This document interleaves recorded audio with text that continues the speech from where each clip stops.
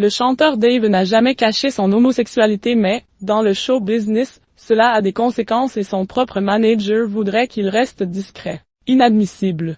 Dans Love Stories, nos histoires d'amour LGBTQIA+, écrit par Aline et Cédric Fetto ainsi que Florent Manali, on y retrouve l'histoire du couple formé par le chanteur Dave et son mari le parolier Patrick Loiseau. Dave, pas toujours libre d'évoquer son homosexualité.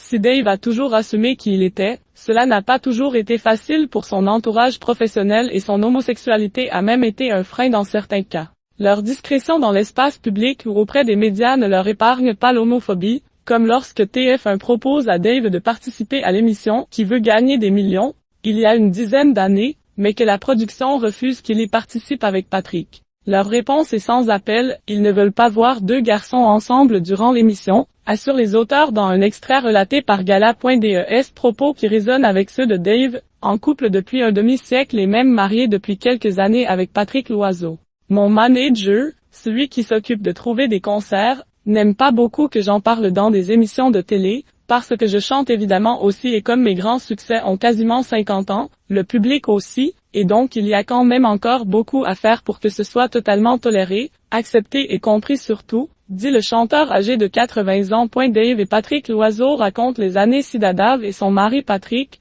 qui ont bien connu les difficiles années SIDA et leurs ravages, expliquent aussi comment ils ont traversé ce séisme. Pour moi, c'était des années douloureuses parce que l'on a perdu trop de gens et donc toute la légèreté des rapports sexuels que l'on pouvait avoir, quand on menait une vie assez libre sur ce plan-là, a d'abord exprimé Patrick Loiseau.